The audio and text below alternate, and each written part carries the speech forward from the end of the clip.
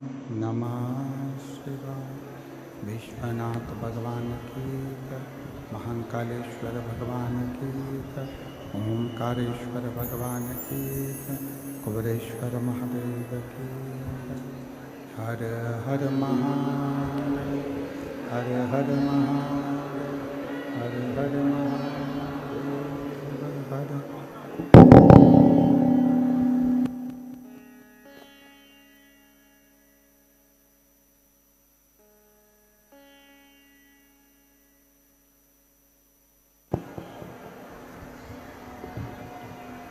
भगवान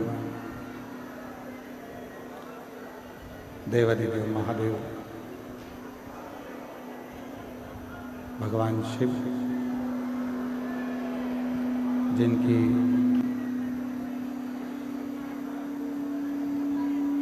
पुनीत पावन पवित्र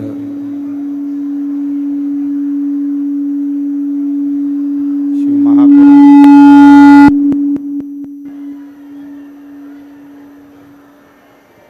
भगवान देवाधिदेव महादेव की पवित्र पावन धरा त्रिवेणी का संगम, जहाँ बैठकर भगवान शिव की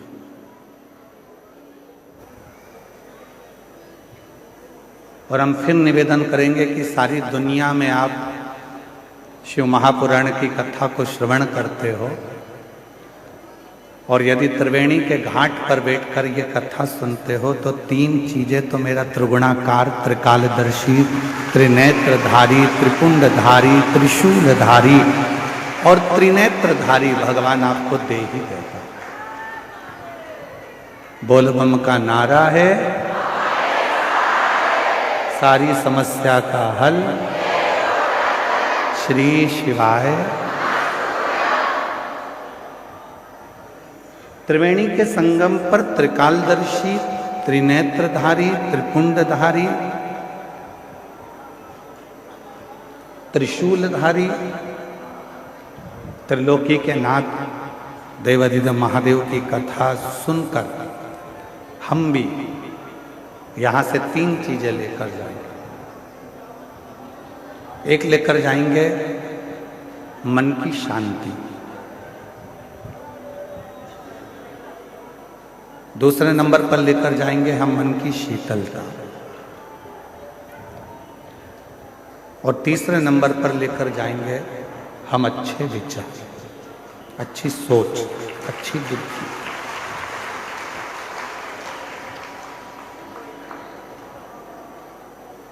क्यों?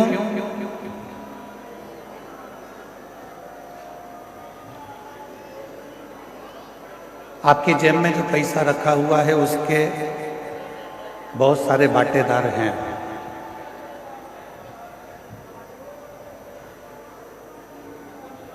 आपकी अलमारी में जो पैसा रखा हुआ है उसके भी बहुत सारे हिस्सेदार हैं।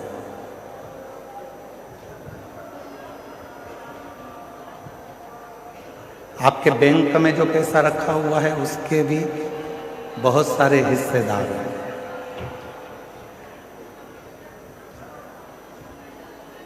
आपका प्लाट है उसके भी बहुत सारे हिस्सेदार हैं। आपका मकान है उसके भी बहुत सारे हिस्सेदार।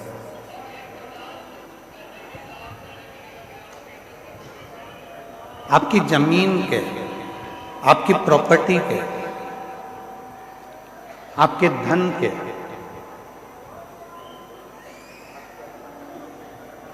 आपकी संपदा के, आपके स्वर्ण के, चांदी के, बर्तन के, कपड़े के बहुत सारे हिस्सेदार हैं।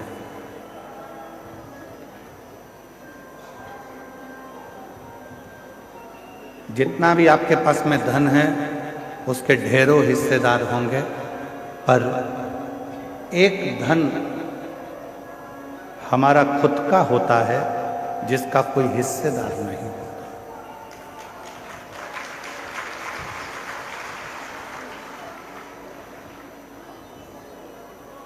सब धन के हिस्सेदार हैं, पर एक धन है उस धन का कोई हिस्सेदार होता ही नहीं है। वो धन है आपका दुख, आपकी तकलीफ, आपका कष्ट, आपकी बीमारी, आपका रोग। वो धन एक ऐसा धन है जिसका कोई भी हिस्सेदार नहीं बनता। हम आपसे पूछें, प्रयागराज में आई हुई मेरी जीजियों से, मेरे जीजाओं से, मेरी बेटियों से, बेटाओं से, मेरे बुजुर्ग माँ बाप से मैं एक प्रश्न करूं, आपकी कमर में दर्द होता है तो उसका कोई हिस्सेदार होता है क्या? आपके सिर में दर्द होता है तो उसका कोई हिस्सेदार होता है क्या?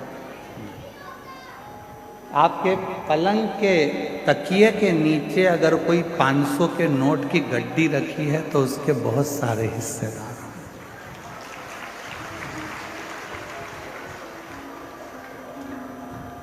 उसके हिस्सेदार हो सकते हैं, पर आपके दुख का कोई हिस्सेदार नहीं, कोई नहीं। आपकी तकलीफ का कोई हिस्सेदार नहीं हो। परशु महापुराण की कथा में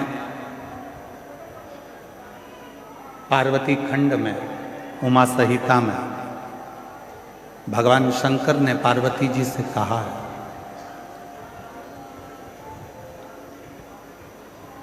कि दुनिया के लोगों के धन के हिस्सेदार बहुत होंगे, दुनिया के लोगों की प्रॉपर्टी के हिस्सेदार बहुत होंगे, दुनिया के लोगों की संपदा के हिस्सेदार बहुत होंगे, पर पार्वती जो मेरे शिवलिंग पर एक लोटा जल समर्पित करता है उसका दुख का कोई हिस्सेदार नहीं होता, पर जब वो पवित्र मन से मेरे ऊपर एक लोटा जल समर्पित करता है तो उसका दुख का हिस्सेदार मैं स्वयं।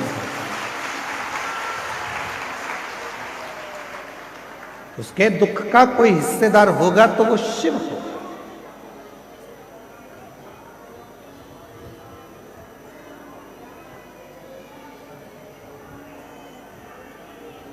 आवाज नहीं जा रही है, वहां से माताएं चिल्ला रही हैं, आशीष वहां साइड। उनके दुख का हिस्सेदार मैं स्वयं हूं।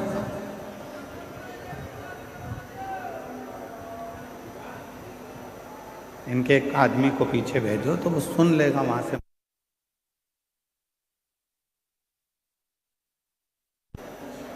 दुख का हिस्सेदार शिव कह रहे हैं कि जब कोई एक लोटा जल समर्पित करता है, जब कोई एक लोटा जल मुझे देता है, तो वो जब दुखी होता है तो उसके दुख का निवारण करने के लिए मैं स्वयं उसके दरवाजे पर पहुंचकर उसके दुख को काट देता हूं। उसके दुख को समाप्त करने की जवाबदारी मेरी हो जाती है। उसकी तकलीफों को समाप्त करने की जवाबदारी मेरी हो जाती है।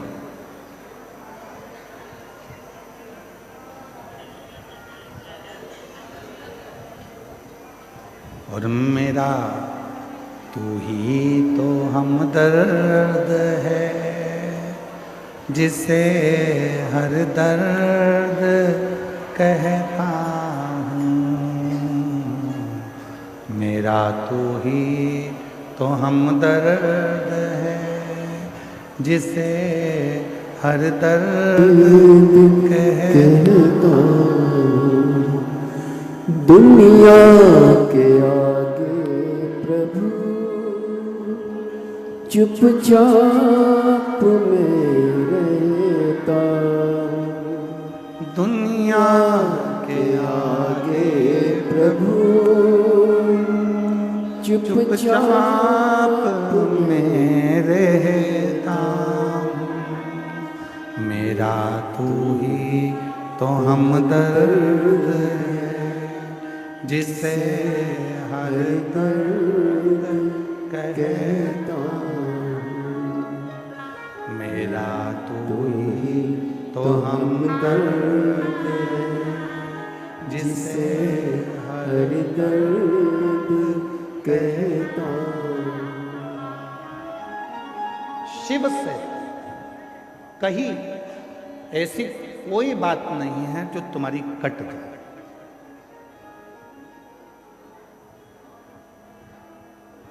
शिव जी से करी हुई प्रार्थना ऐसी कोई नहीं है जो तुम्हारी प्रार्थना को शिव स्वीकार ना करे, शंकर स्वीकार ना करे।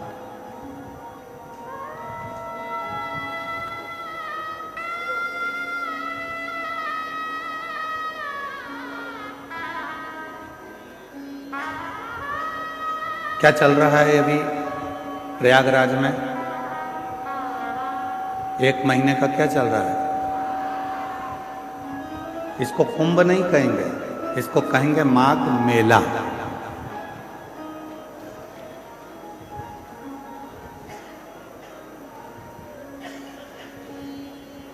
रामचरितमानस में भी इसका वर्णन है। संत आते हैं, निवास करते हैं, 1 महीना रुककर सत्संग करते हैं और फिर चले जाते हैं।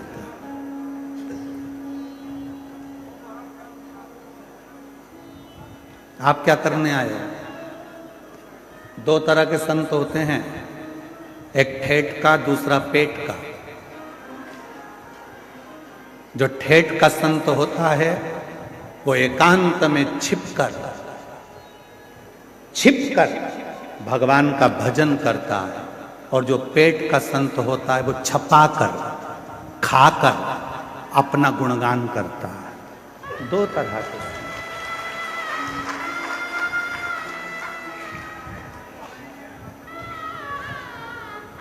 एक छपाकर खुश होता है, एक छिपकर खुश होता है।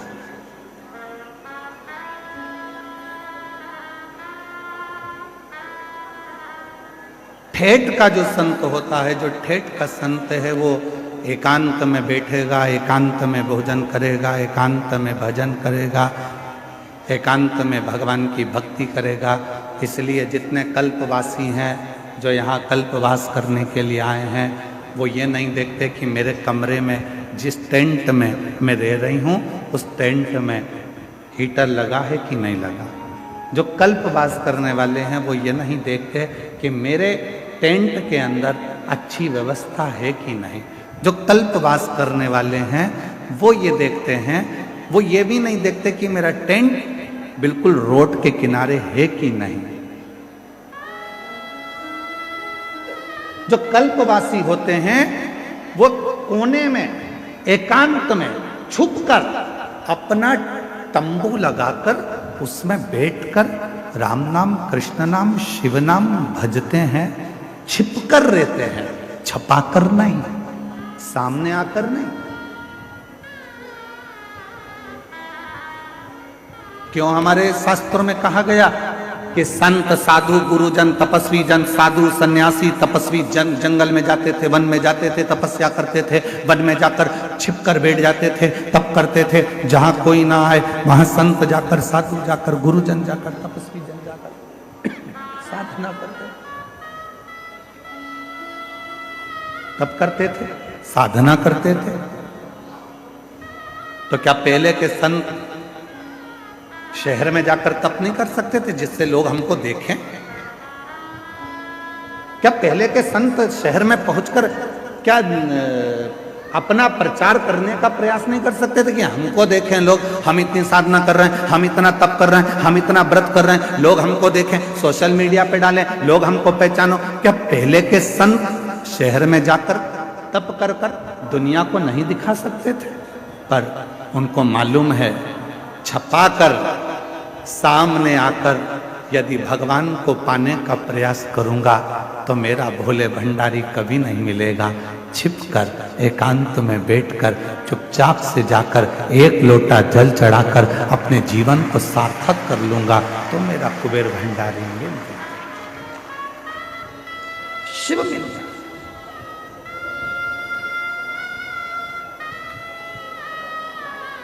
कई लोग कहते हैं गुरुजी हम सवेरे सवेरे तैयार नहीं हो पाते और लोटा लेके मंदिर में पहुंच जाते हैं जल चढ़ाने। चलेगा क्या? हमने कहा चलेगा। तो कहा हम लोटा लेके जैसे मंदिर में जाते हैं तो पंडित जी कहते हैं कि बताओ, लोटे को साफ भी नहीं करा, गंदा लेकर आ गए, काला काला हो रहा है और खुद भी तैयार नहीं हुई और आ गई एक लोटा जल चढ़ाने के लिए। तो हमारा निवेदन है, हाथ जोड़कर कह देना, मैं कितनी भी तैयार हो जाऊं, मेरा भोले बाबा मेरे ऊपर के रूप को नहीं देखता, मेरा भोले बाबा तो मेरा मन देखता।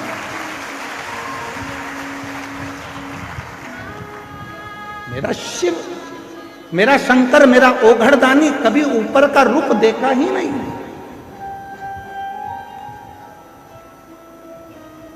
आप कितने सुंदर हो, उसको मतलब नहीं।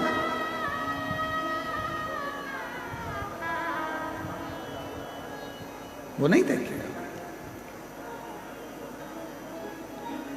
तुम्हारी जितनी भी डिग्रियां हैं ना, इंजीनियर की, डॉक्टर की, कलेक्टर की, आईजी की, डीआईजी की, कमिश्नर की, पुलिस की, इंजीनियर की, तुम्हारी जितनी डिग्रियां, सारी डिग्रियां केवल पृथ्वी पर देखी जाएगी। वहां तो केवल एक डिग्री देखी जाएगी, तूने पृथ्वी पर जाकर पुण्य कितना करा है, सत्कर्म कितना किया, भजन कितना किया, नाम जाप कितना किया, स्मरण कितना किया, कीर्तन कितना किया, मंत्र जाप कितना किया, वो डिग्री उस परमात्मा के यहां देखी।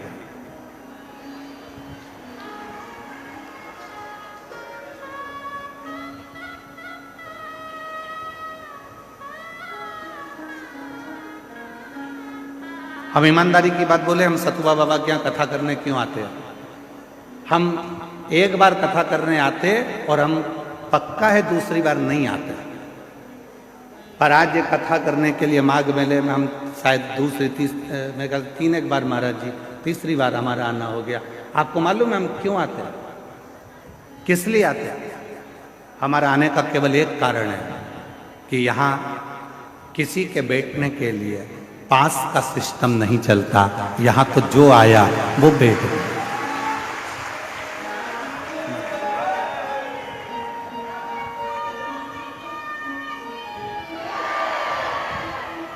यहाँ हमारा आने का केवल एक कारण है कि यहाँ बहुत सारे बैरिकेड बनाकर, ये नहीं कि जिसने धन दिया वो आगे बैठेगा, जिसने कम दिया वो राइट में बैठेगा, और कम दिया तो वो लेफ्ट में बैठेगा। यहाँ तो महाराज जी के इस सतुआ बाबा जी के शिविर में कथा हो रही है और मैं सतुआ बाबा जी संतोषाचार्य महाराज जी को, जगत गुरु संतोषाचार्य जी महाराज जी को धन्यवाद दूंगा कि उन्होंने चारों तरफ की टीनों को, जो चारों तरफ से बैरिकेड लगे थे, टीन लगी हुई थी, पंडाल एक अंदर की ओर ये आश्रम था, उन्होंने सब दूर की टीन को उखड़वा दिया और कह दिया जहां तक लोग बैठ सके उनको बैठ। यहाँ धन की मूलता नहीं देखी गई कि तुमने पैसा दिया तो तुम आगे आकर बैठोगे, तुमने धन दिया तो तुम आगे आकर बैठोगे। यहाँ कोई बैरिकेड की सुविधा नहीं होती है। यहाँ पर कोई अलग से स्थान नहीं बनता कि तुम्हारे गले में पास दिया जाए और तुम पास लेकर फिर इस कथा में जाकर बैठो। इसलिए इस कथा में हम 3 साल से लगातार आ रहे हैं, क्योंकि यहाँ सतुआ बाबा जी जो कथा या आयोजन कराते हैं वो केवल हर हर महादेव के लिए, देवादिदेव महादेव के लिए, विश्वनाथ जी के लिए। यह दिखावा नहीं है, यह दिखावे के लिए कोई कथा या सत्संग या संकीर्तन नहीं है।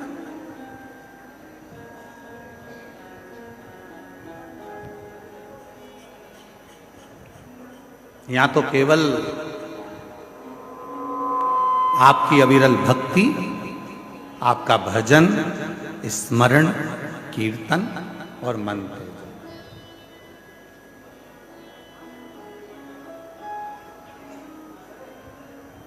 केवल आपका भजन, कीर्तन और मंत्र आप करो। 5 दिन आप और हम हैं, निवेदन है इन 5 दिन में सतुआ बाबा जी के शिविर में आप जितनी देर बैठकर भजन कर सकते हैं उतना भजन करें। त्रिवेणी के संगम पर बैठकर जितना स्मरण कर सकते हैं करें। त्रिवेणी के जितना करना,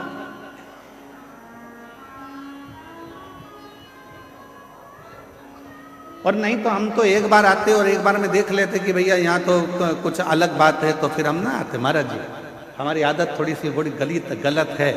हम जहाँ देख लेते हैं कि गड़बड़ है तो हम वहाँ जाते नहीं, परंतु हमने देखा यहाँ कोई वीआईपी पास नहीं, कोई वीआईपी ट्रीटमेंट नहीं। और आप लोग यहाँ पंडाल में रात्रि को रुके हो गए, आपसे किसी ने कहा कि 500 रुपये दो? जम के बोलो जरा। नहीं। किसी ने आपसे कहा कि 1000 रुपये दो आगे बैठने का? कोई नहीं। इसीलिए हमारा मन सतुआ बाबा जी के इस शिविर की ओर हर साल खींच कर लेकर आ जाता है और यहाँ कथा कर। महाराज ये भाव आप, और मैं आपको इस चीज के लिए धन्यवाद दूंगा, जितनी सरलता आप में इतने वर्षों में हम दर्शन कर रहे हैं, आपकी ये सरलता पूरी जिंदगी भर रहे और आपका स्नेह सफर है। ये अविरल भक्ति, इसको भक्ति कहते हैं, इसको विश्वास कहते हैं, इसको भरोसा कहते हैं, दृढ़ता। शिव क्या है? मेरे शंकर भगवान के यहां पर भगवान नारायण भी अगर आए हैं तो शिव जी के सम्मुख में आकर खड़े होकर लक्ष्मी जी भगवान नारायण से कहती हैं कि आप भगवान शंकर को कुछ देकर प्रसन्न कर लीजिए।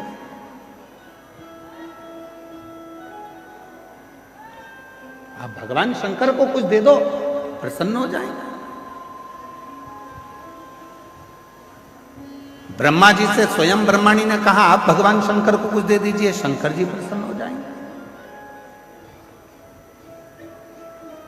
इंद्राणी ने इंद्र से कहा कि शिव जी को प्रसन्न करना है तो कुछ दे दीजिए, शिव प्रसन्न हो जाएंगे।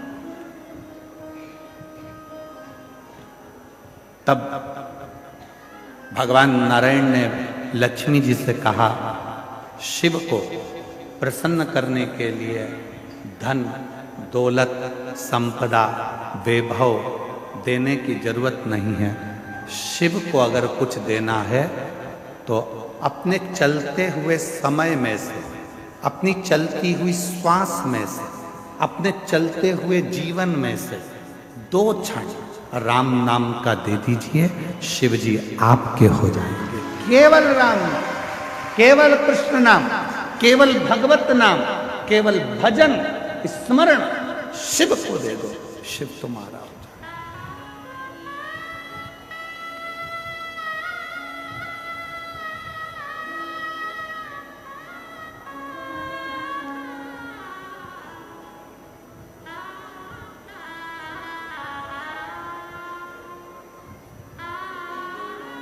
आज घूमने के लिए जाऊंगा सतुआ बाबा जी आपके साथ में, मन है मेरा। पूरे प्रयाग में मुझे घूमकर देखना है कि कौन से करोड़पति सेठ ने यहां पर भंडारे खोल के रखे। मुझे पूरे माघ मेले में देखना है कि कौन से करोड़पति सेठ ने भंडारे खोल के रखे हैं। जो दुनिया के लोग कहते हैं साधु मांगता है, जो दुनिया के लोग कहते हैं संत मांगता है, जो दुनिया के लोग कहते हैं ब्राह्मण मांगता है, जो दुनिया के लोग कहते हैं सन्यासी मांगता है, उनको दिखाना है मुझे इस आस्था चैनल पर कि संत मांगता है तो कहां ले जाकर भक्तों को खिलाता है, वो दिखाने का प्रयास करना। यहां माघ मेले में कोई सेठों ने अपने अपने शिविर नहीं लगाए। यहां माघ मेले में जो लंगोटी पहनने वाला बाबा है, जो तन पर एक वस्त्र धारण करने वाला संत है, उसने अपना शिविर लगाकर 1 महीने तक ना जाने कितने कितने हजारों भक्तों को, किसी को चाय पिला दी, किसी को भोजन करा दिया, किसी को भंडारा खिला दिया। वो तुम्हारे लिए मांगा है, वो तुम्हारे लिए लेकर आया। और मुझे माघ मेले में उस सेठ को ढूंढना है जो भंडारे कर रहा है। कि कितने लोग कहते हैं कि आज के महाराज तो लूटते हैं, आज के महाराज तो लेकर आते हैं, उनको दिखाना है। इस माघ मेले में एक एक झोपड़े में बैठा हुआ एक एक संत, एक एक साधु, एक एक तपस्वी, एक एक सन्यासी आपको खिलाने के लिए बैठा है और आशीर्वाद देने के लिए बैठा है। यहाँ लेने के लिए नहीं बैठा, यहाँ लेने नहीं आया, यहाँ देने आया।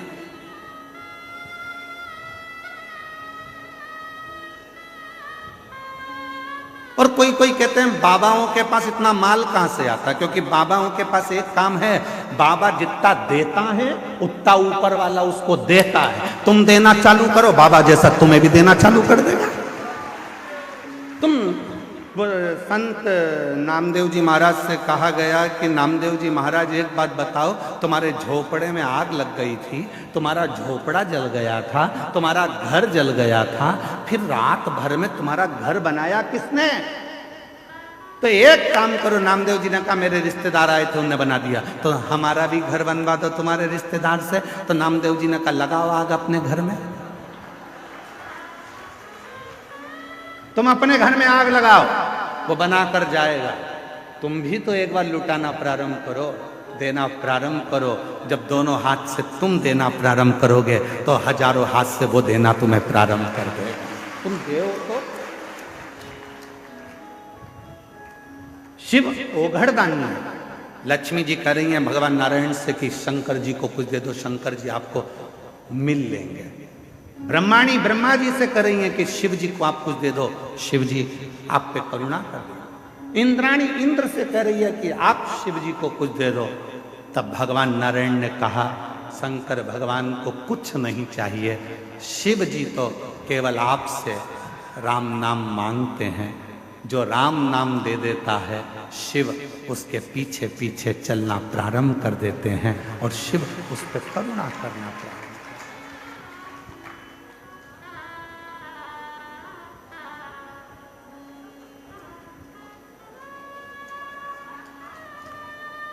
ऐसे दयालु नाथ से रिश्ता बनाइए, ऐसे दयालु नाथ से। मेरी जीजियों सबको आता है ना, आप सबको मालूम है हम हमारे भजन नहीं बदलते। हम ज़्यादा भजनों को इसलिए नहीं बदलते क्योंकि कथा में आप जितनी देर बैठो तो आप लोगों को मालूम होना चाहिए कि जो भजन गुरु जी गाएंगे वो भजन आपको भी गाना, क्योंकि हमारे भजन नहीं होते। हम भगवान से प्रार्थना करते हैं इन शब्दों के माध्यम से कि हम पर भी कृपा करें। तो आपको भी अपनी वाणी में बोलना है साथ साथ, ऐसे दयालु नाथ से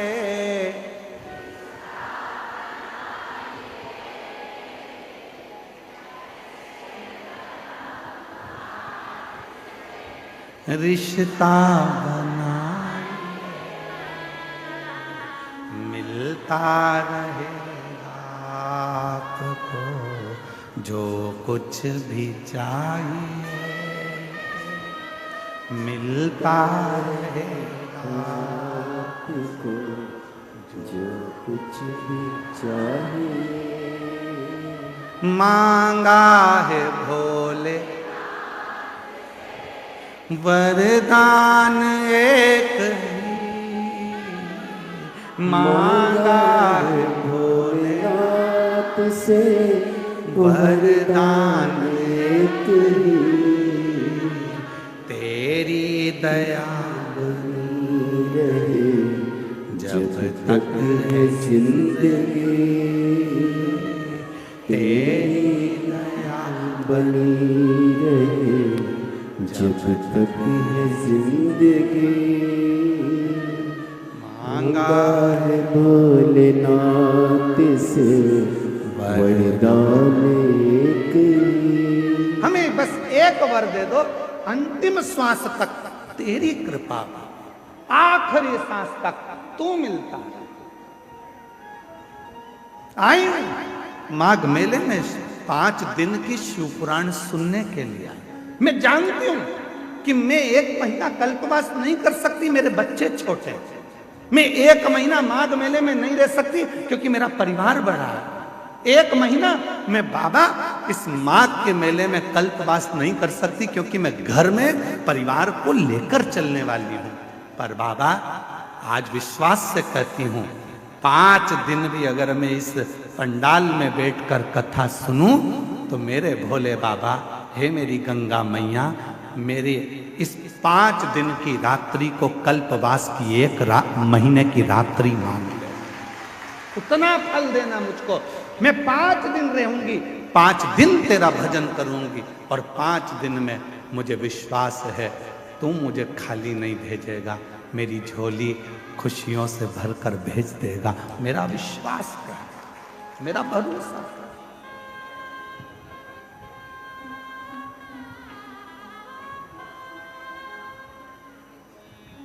एक माँ ने अपना पत्र लिखा है कि मेरी, देखो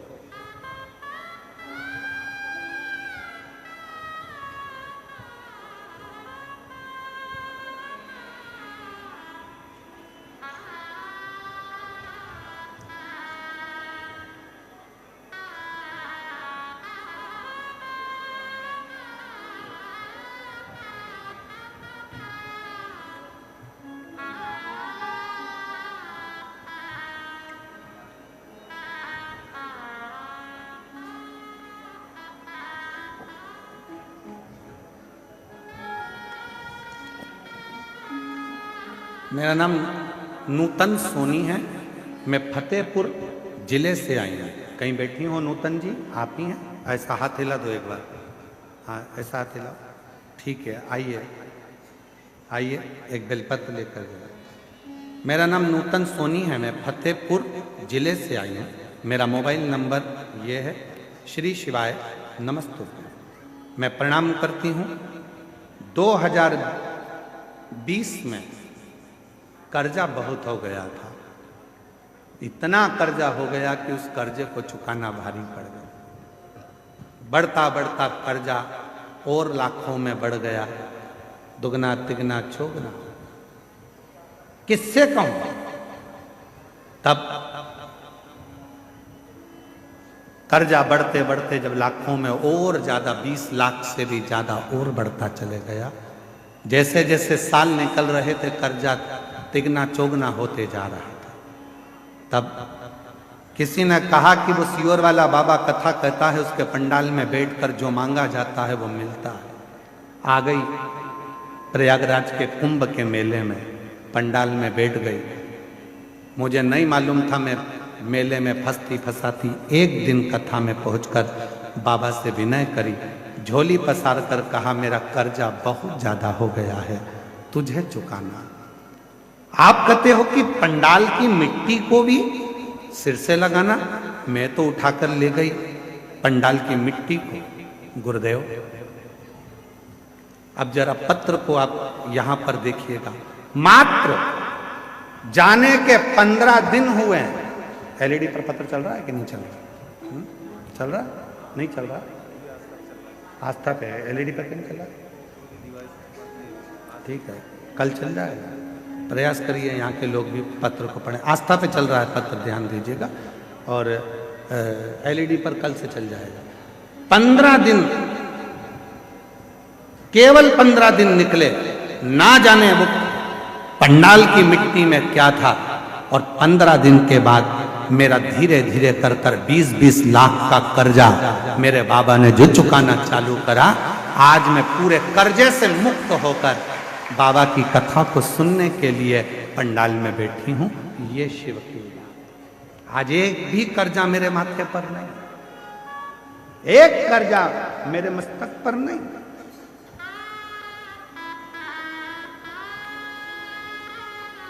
कौन देगा तुमको 20 लाख रुपए? तुम्हारे रिश्तेदार दे देंगे तुमको 20 लाख रुपए? बोलो, जम के बोलो जरा। 5 लाख दे देंगे, 10 लाख दे देंगे, 25 लाख दे देंगे, कोई तुम्हारा कर्जा चुकाने वाला नहीं होगा। कर्जे में डुबाने वाले मिलेंगे पर कर्जा चुकाने वाला नहीं होगा।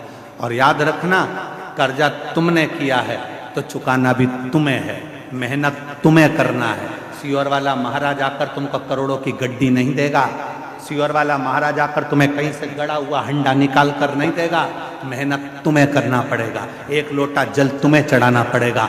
और जब मेहनत और लगन और शिव की भक्ति, ये त्रिवेणी का संगम एक जगह पर होगा तो 15 दिन क्या 5 दिन में भी कर्जा चुकाने की सामर्थ्यता तुम में बाबा दे। किसी बाबा के चक्कर में मत पड़ना कि कोई तुमको निकाल कर सोने का हंडा देगा। किसी बाबा के चक्कर में मत पड़ना कि कोई तुम्हारा दुख काट देगा।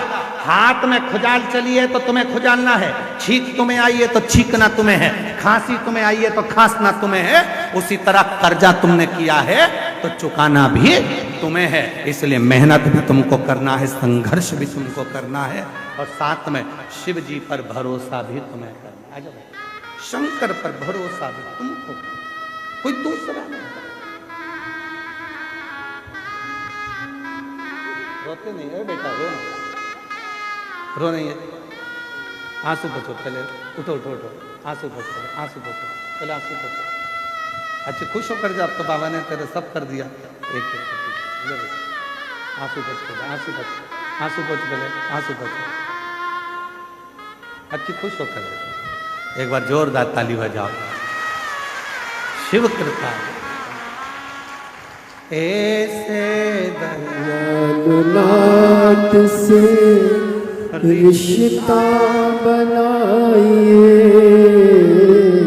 ऐसे दयालुनाथ से रिश्ता बनाइए, मिलता रहेगा आपको जो कुछ भी चाहिए, मिलता रहेगा आपको जो कुछ भी चाहिए। ऐसा करिश्मा होगा जो हुआ कभी नहीं, ऐसा करिश्मा होगा जो हुआ कभी नहीं। मांगा है भोलेनाथ से वरदान एक ही, मांगा है शंभुनाथ से वरदान एक ही, तेरी दया बनी रहे जब तक है जिंदगी, तेरी कृपा बनी रहे जब तक है जिंदगी। ये जीवन है। आए हो कथा सुनने के लिए, जहां जगह मिले वहां बैठकर, ये मत सोचना कि रोड है, रोड का किनारा है, तुम्हें जहां जगह मिले वहां बैठकर 2.5 घंटा 3 घंटा तो हम बोलते नहीं है कथा, फालतू की बात है कि हम 3 घंटा कथा बोलते नहीं, आधा घंटा तो आशीष बोलता है, 2.5 घंटे हम बोलते, और हम भी नहीं, वो बुलवाता है तो बोलते। 2.5 घंटे की कथा में जितनी देर बैठो उतनी देर आप उस बाबा से अपने मन की लगन को जोड़ने का प्रयास करना। ये सोचना सियोर वाला बाबा कथा नहीं कह रहा, गंगा के घाट पर, त्रिवेणी के घाट पर मेरा ओघड़ दानी कुबेरेश्वर महादेव तुम्हारी झोली भरने के लिए आया है और भर कर जाएगा। इस विश्वास के साथ कथा को श्रवण दे देगा, क्या ना देगा। किसकी सामर्थ्यता होगी? ये पत्र में लिख रही है वो बहन कि 15 दिन नहीं लगे और 15 दिन में मेरे लाखों लाखों का कर्जा चुका दिया। किसकी सामर्थ्यता होगी?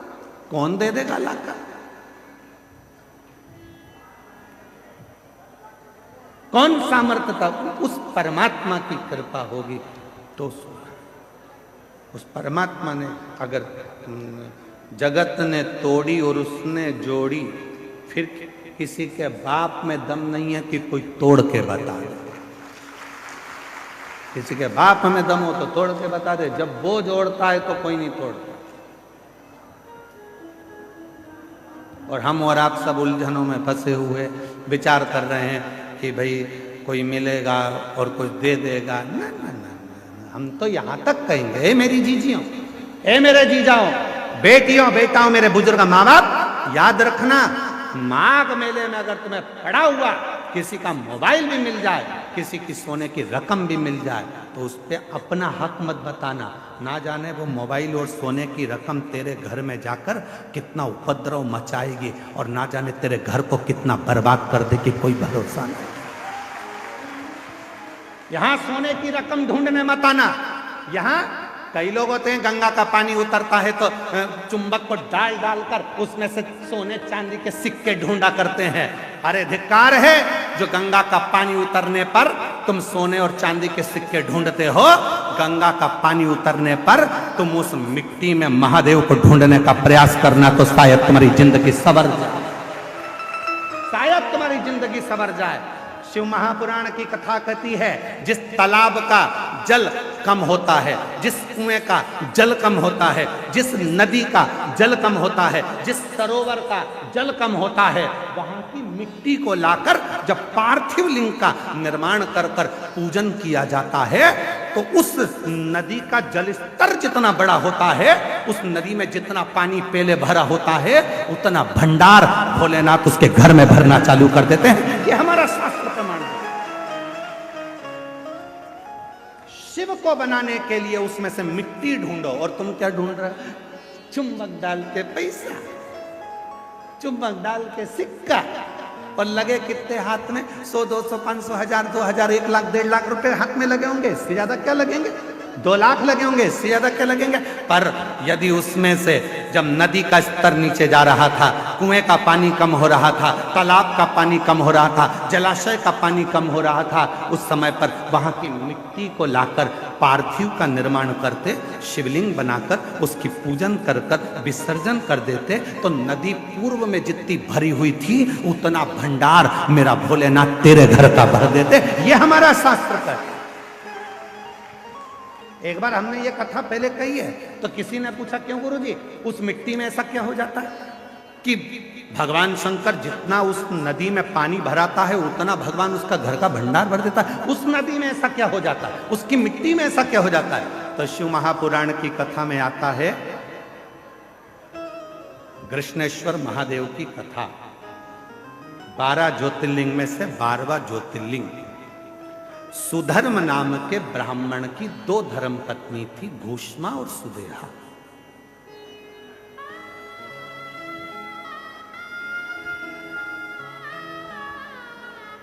आप लोगों के मन में भी संशय होगा कि नदी का पानी उतरता है तो उसकी मिट्टी का शिवलिंग क्यों बनाया जाता है?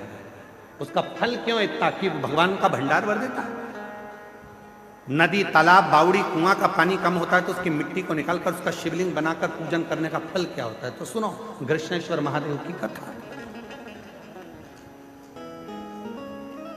सुधर्म नाम के ब्राह्मण की 2 धर्म पत्नियां थी, सुदेहा, घूष्मा, 2। सुदेहा के घर में संतान नहीं है और घूष्मा के घर में एक बेटे ने जन्म लिया। बेटे ने जन्म लिया तो सुदेहा का मुख उतर गया, मेरे गर्भ से औलाद नहीं हुई, और घूष्मा को औलाद हो गई।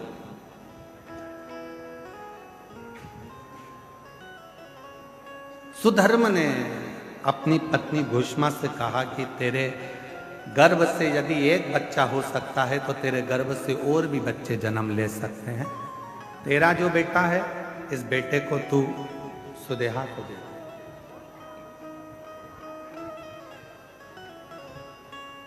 इस बेटे को तू सुदेहा को दे दे। सुदेहा को, हाँ। एक पत्र है, देखिए।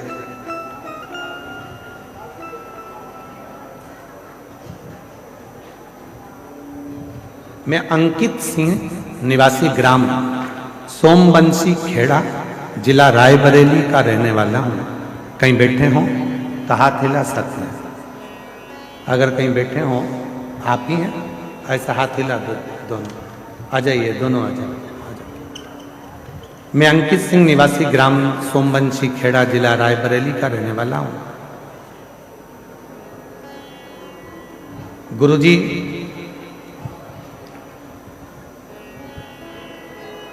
आपकी कथा कानपुर में 2021 में हुई थी। वहां बाबा से एक प्रार्थना करी थी।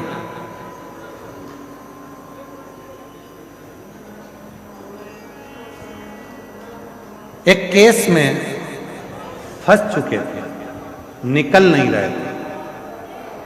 जैसे ही बाबा की कथा सुनी, 307 का वो केस था, धीरे धीरे उसमें हल मिलना प्रारंभ हुआ। फिर एक कथा काशी में हुई, जिस कथा में बैठकर हमने बाबा से प्रार्थना करी और बाबा ने ऐसी कृपा कर दी कि पूरी तरह से केस से बरी कर दी। हमारा एक भांजा जिसकी नौकरी नहीं लग रही थी सरकारी, तब हमने उसको यहीं भांजे से कहा कि तू जाकर एक बार पंडाल में बैठकर कथा सुन और मेहनत कर। वो सियोर वाला बाबा कहता है कि जितनी मेहनत कर सकते हो अपनी मेहनत को बढ़ाओ, रात दिन एक कर दो और फिर वो नौकरी मिलेगी जरूर। और बाबा की ऐसी कृपा हो गई गुरुदेव कि बाबा ने हाथ पकड़ लिया और मेरे भांजे का सिलेक्शन पुलिस में हो गया। आज मैं बाबा को यहाँ नमन करने के लिए आई। एक पत्र और है,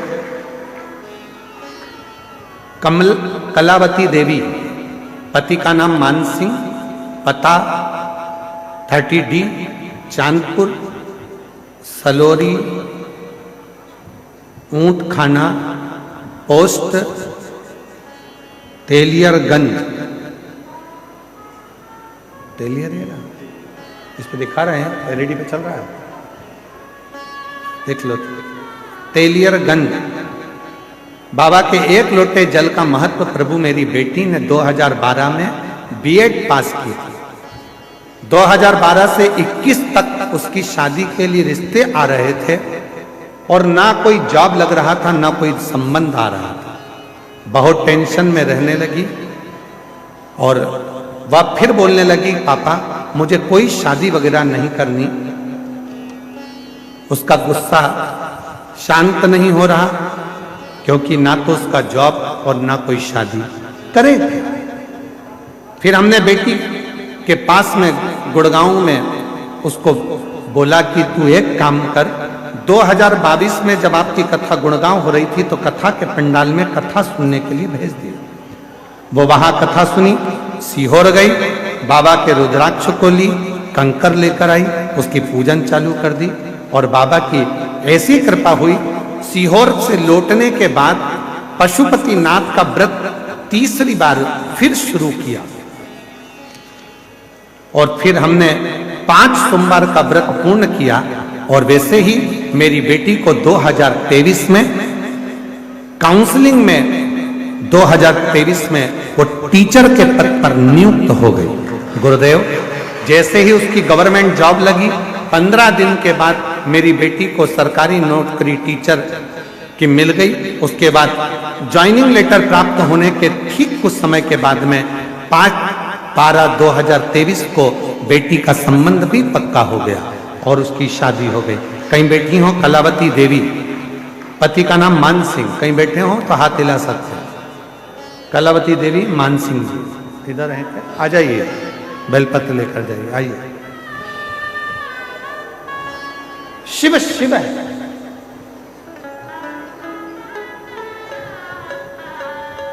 आप जिस कामना से भोलेनाथ की कथा को सुनने के लिए आए हो, बाबा आपकी कामना पूर्ण करता। और एक तो त्रिवेणी का संगम, माघ का महीना,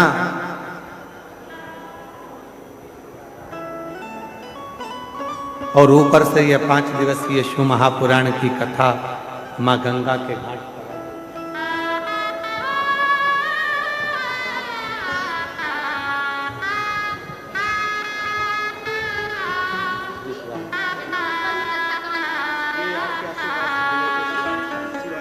जो दिल से मांगोगे वो दिल से दे देगा, जो दिल से मांगोगे वो दिल से दे देगा। मेरा भोला भंडारी है, मेरा भोला भंडारी है, खाली झोली भर देगा। मेरा भोला भंडारी है, खाली झोली भर देगा। वो भोला भंडारी है, खाली झोली भर देगा। स्मरण करिए शिव, शिव भक्ति करिए। एक देवराज नाम के ब्राह्मण से इस कथा का प्रारंभ हुआ है। वो देवराज जो कभी शंकर के मंदिर नहीं गया, वो देवराज जो कभी शिव को नहीं भजा, वो देवराज जो कभी शंकर का स्मरण नहीं करता, वो देवराज जिसने कभी शिव नाम, शिव भक्ति, शिव स्मरण नहीं किया, फिर भी शिव ने कृपा करी उस पर, फिर भी ओघड़दानी ने, भगवान शंकर ने उस पर करुणा करी। क्यों? परिवार का यदि एक व्यक्ति भी शिव का स्मरण करता है तो उसका फल मिलता, उसका फल।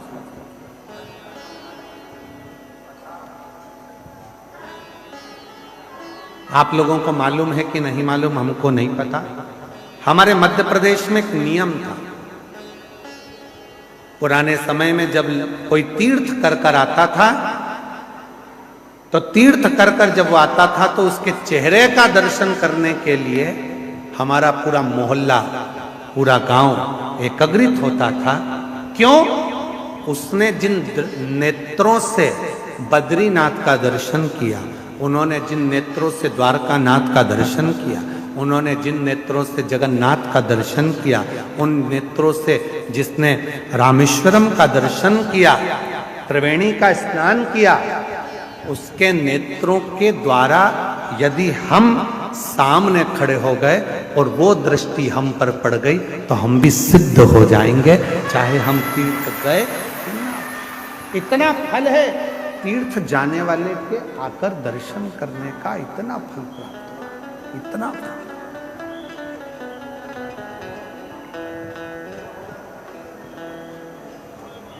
और मेरी जीजी हो, मेरे जीजा हो, मेरी बेटी हो, मेरे बेटा, मेरी माता, मेरे बुजुर्ग माता पिता,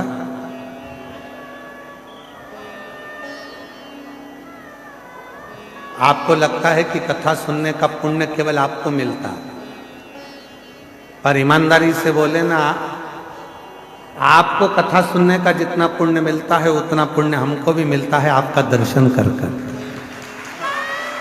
आपका दर्शन कर कर। आपके भीतर जो शंकर भगवान की अविरल भक्ति विराजमान है, ना आप गादी देखते हो, ना चादर देखते हो, ना ठंड देखते हो, ना गर्मी देखते हो, ना बारिश देखते हो, बस उसके भरोसे आश्रित होकर कथा सुनने के लिए चल देते हो, बैठ जाते हो। भोजन मिला तो ठीक, ना मिला तो ठीक, आया तो ठीक, ना आया तो ठीक, नहीं तो कथा तो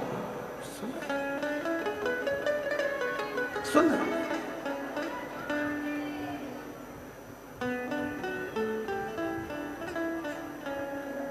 बाबा जी, मुंबई में भीड़ ज्यादा हो गई थी कथा में, तो एक महिला का पत्र पड़ा था, उसका पति भी आया था साथ में, उसके लड़के का कोई जॉब लगा होगा, और 5 दिन की कथा थी। भीड़ ज्यादा हो गई और वो दोनों जब मंच पर आए तो उन्होंने कहा, गुरुजी हम बेलपत्र कल ले लें तो? हमने पूछा क्यों? कहा हम 4 दिन से नहाए नहीं। तो हमने पूछा क्यों? तो कहा नहाने जाते और जगह चली जाती तो, इसलिए हम नहाने भी नहीं। हमने कहा ये बेलपत्र तुम साथ में रखो, बिना नहाए भी पवित्र हो, दिल साफ हो, जाओ ले जाओ इस बेलपत्र। जगह संभालना है, हमें कथा श्रवण करना है। कथा कल हमारे बाबा जी कर रहे थे, रमणी कुटी वाले महाराज जी, कल बाबा जी कर रहे थे, 3 दिन पहले से श्री शिवाय नमस्तुभ्यम चालू हो गया है। 3 दिन पहले से लोग यहाँ वहाँ जगह वगह संभालने के लिए चालू हो गए और लोगों ने अपना अपना स्थान संभालना प्रारंभ कर दिया था कि कथा होगी, मिलेगी, आनंद से कथा सुनना है, श्रवण करना है। बाबा जी, हमने कथा के शुरू में आपके लिए एक बात कही कि कोई वीआईपी पास नहीं, क्योंकि भक्त से बड़ा दुनिया में कोई वीआईपी हो भी नहीं सकता। भक्त, ये आपकी सरलता, आपकी साध्यता। सर आ जाओ, सर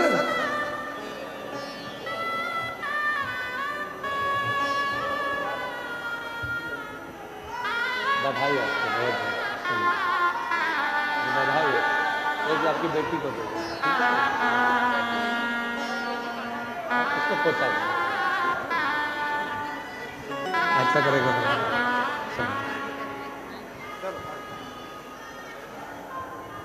जो दिल से मांगोगे वो दिल से दे देगा, जो दिल से मांगोगे वो दिल से दे देगा। मेरा भोला भंडारी है, खाली झोली भर देगा। मेरा भोला भंडारी है, खाली झोली भर देगा। मस्तक पे गंगा है वो शीतल कर देगा। मस्तक पे गंगा है वो शीतल कर देगा। मेरा भोला भंडारी है, खाली झोली भर देगा। मेरा भोला भंडारी है, खाली झोली भर देगा। दिल से उससे कहो सारी समस्या का हल, एक लोटा जल सब समस्या का निवारण कर दे।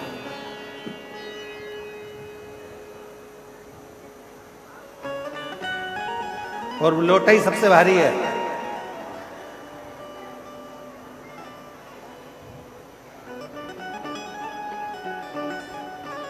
सबसे भारी।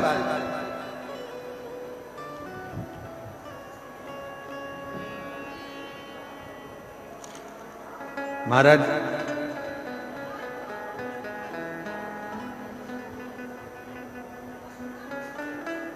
शिव नाम में तो वो बल है। जब आप एक बार दिल से पुकारते हो तो बाबा आपके भंडार भरना, आपके दुख मिटाना प्रारंभ कर देता है। इन 5 दिनों में आप कितना ग्रहण कर सकते हैं ये आपके ऊपर निर्भर करता है।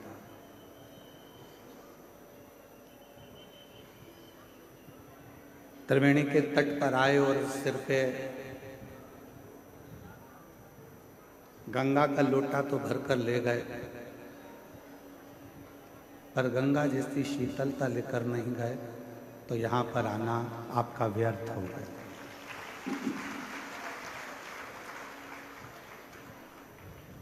फिर यहाँ आना आपका व्यर्थ है। मूल है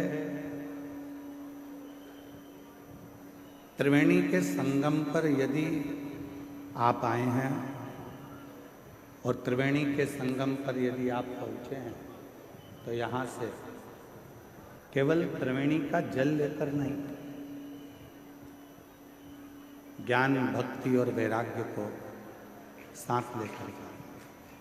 पीछे आवाज नहीं जा रही है भाई, देखो सेट करो।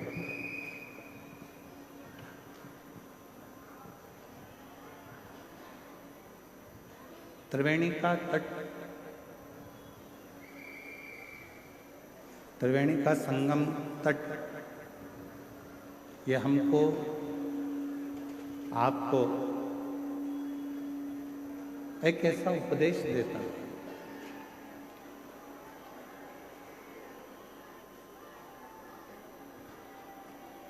पीछे केवल बढ़ा, पीछे त्रिवेणी का संगम आपको और हमको एक ऐसा उपदेश देता है कि यहाँ आने के बाद में व्यक्ति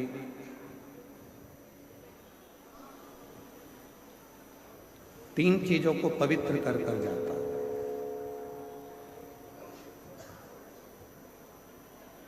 वो तन, मन और धन। उधर चोंगों की आवाज नहीं जा रही है। जहाँ कोने कोने पर लोग चारों तरफ बैठे हुए हैं, बाहर की ओर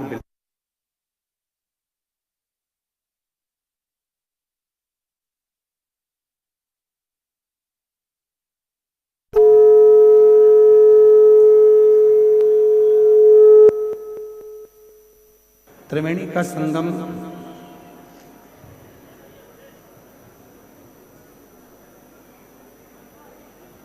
तीन पवित्र कर देता है,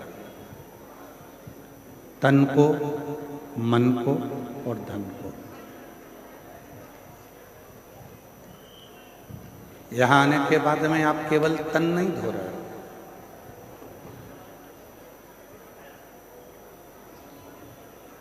यहां पहुंचने के बाद केवल तन नहीं धोया जा रहा है, यहां आने के बाद में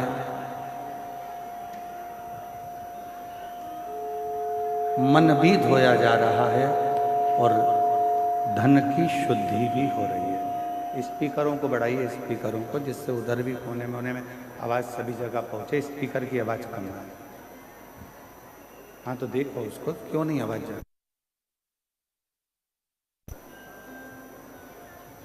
तन, मन और धन की पवित्रता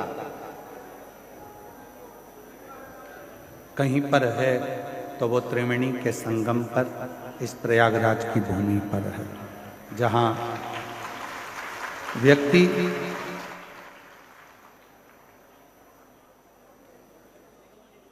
भक्ति को भी प्राप्त करता है,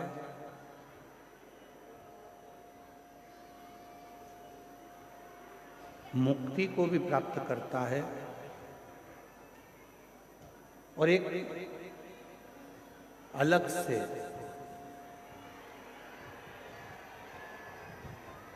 एक तेज पुंज, एक शक्ति।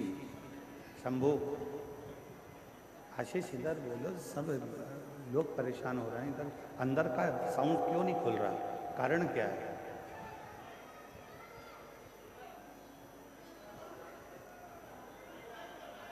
इस त्रिवेणी के एलईडी वालों से निवेदन है, कृपया एलईडियां चालू करें। प्रांगण की जितनी एलईडी लगी हैं सब चालू करें बीच बीच में। और साउंड वाले भैया थोड़ा साउंड का खोल के रखो। त्रिवेणी का तट एक अलग से ऊर्जा प्रदान करता है।